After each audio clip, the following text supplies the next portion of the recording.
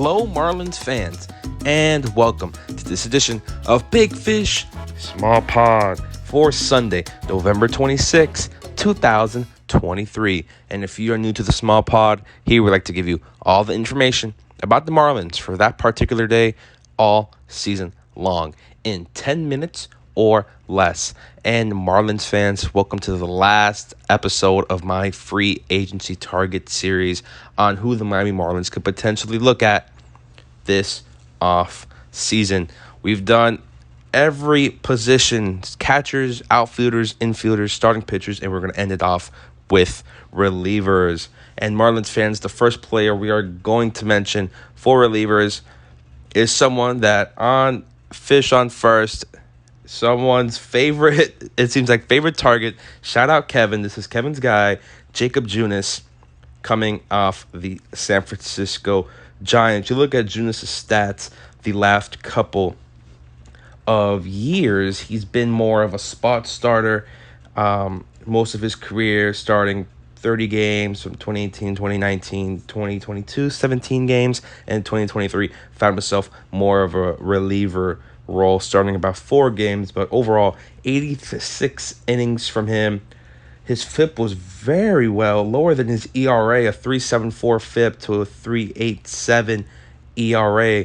And with Jakob Junis, another righty for the Marlins, I think this is someone that could potentially go very well in the reliever roles for the Marlins. And this is a player that I think won't cost that much. This is someone that might have to be around, I would say, another year, and maybe around $5 million is something that you could do maybe for 1 year. His walk percentage was pretty good at a 5.7. He struck out 26.2% of opponents. His sinkers might be his best pitch at going around 93 miles an hour, 94 miles an hour. And the next player to mention is a hometown guy, and that is Mr. Nick Martinez, coming off the San Diego Padres. And ever since coming to the San Diego Padres from pitching overseas, he has been really good. Back-to-back over 100 innings pitched, 3.47 ERA in 2022, 3.43 in 2023. His FIP was a little high at 3.92, but still overall really good numbers from Nick Martinez. Team leading, 63rd appearance for Nick. And a swing and a miss. Needed that. Strike shot Moncada. First K of the night for Nick Martinez. Like that. Second strikeout for Nick Martinez. Oh, yeah. Change. I think this would be a really great signing from the Miami area. Went to Belen just from the area, so I don't know if that might be able to entice him just a little more to sign. But again, kind of like the same years as the starting pitchers before, because this is a guy that can also help out and give you maybe a potential spot starts. Around 2 years, I would say $20 million will be pretty nice for Nick Martinez. And for him, he struck out around 25%, 24% of batters. His walk weight was pretty good at an 8.7, and really he keeps the ball in the ground over 50%.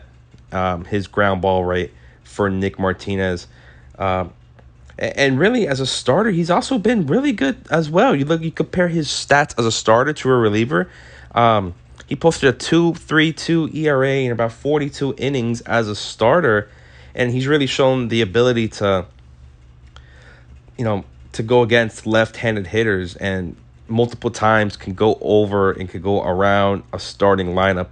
So he could get really this is someone that could go back to when I was mentioning with starters, someone that could potentially be used as a starter for the Marlins. Again, maybe you won't have him 10, 15 starts, but a guy that give you anywhere from 5 to 10 starts could be very serviceable for the Marlins. Again, kind of like a Seth Lugo type.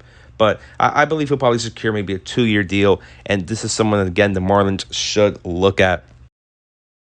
The next player we're going to look at is from the Texas Rangers. Just got a ring, Mr. Chris Stratton. Chris Stratton was traded from the St. Louis Cardinals to the Texas Rangers last season. And overall, you look at his numbers, a 3.92 ERA, a FIP a little bit lower at a 3.53. This is a guy who's been very solid throughout his entirety of his career. And if you just want to go ahead and just look at everything that he's done with Chris Stratton, overall really great stuff with the Rangers. He felt he could seem more comfortable with that team. Again, strikeouts pretty good there. And I think of Chris Stratton, this is another player that the Marlins could potentially look at. And again, he's 32. He'll be 33 when the season starts. This is another guy you could probably potentially give a 2-year, maybe around $10 million range around for Chris Stratton. But again, that's if you have different teams vying for him. If not, the Marlins could probably get away with a 1-year, $5 to $7 million deal for Chris Stratton. I think this is someone, again, that could potentially help the Marlins lineup. He's been very solid in his career, very solid last season with the Cardinals and then with the Rangers. Like, this is someone I believe can really help the Marlins bullpen. This is a guy, the next player, this would be a good one. You could say he's a starter or you could say he's a reliever. He's been a reliever the majority of his career, especially the last couple seasons in Japan. And that is Yariel Rodríguez, from Cuba, 26 years old. This is a guy that I think can come in and just dominate the major leagues. He really showed his stuff in Japan. And then you also look at his stuff in the WBC. I think Yariel could be very good for the Marlins. And this is a guy you can give around 4 years, $30 million to with Yariel.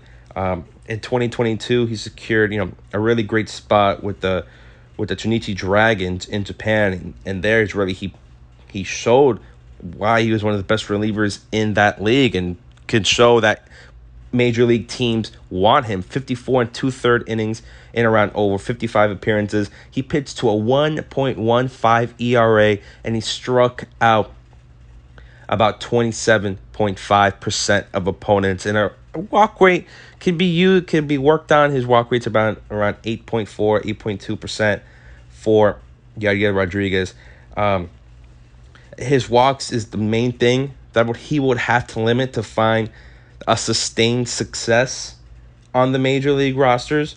You look at his stuff in the WBC, he started twice, so he was more used as a starter there. He allowed about 2 runs in over 7 innings, but he had 10 strikeouts with 6 walks. So again, his walk rate would have to be a little bit of a concern there. But with Yadier Rodríguez, I think this is someone that the Marlins should target. Again, you can always entice him. Miami, the Cuban heritage, the culture, and he would probably want to be stuck as a starting pitcher. But again, this is the guy you can come out of the bullpen if anything does happen. If you don't feel comfortable with him starting or he struggles a bit as a starter, you're getting a high leverage reliever. You're getting a guy that you can go out there and he can give you those innings. He could strike out guys. Again, the walk rate might have to be a little bit worked on, but with Yadier Rodríguez, he could command around $50 million. But if you get him between 30 and 40, I think the Marlins should pounce on it. This is a guy that I think could be one of the best relievers in baseball if he chooses to be a reliever or the starter. He could be a very quality starter. And again, for the Marlins, dealing with a myriad of injuries, you could use Yadier Rodríguez as a starter this season. But if anything goes wrong with him in terms of his output, you could put him as a reliever, and then he will instantly be one of the best on the roster. So that's going to do it for this edition of Big Fish, Small Pod. I want to thank every listener for listening to me yap on about free agency targets, who the Marlins probably not going to look at any of these guys. They'll go ahead and get someone else I have not talked about on any of my episodes. But again, I want to thank you guys so much for listening. And as always, go Fish.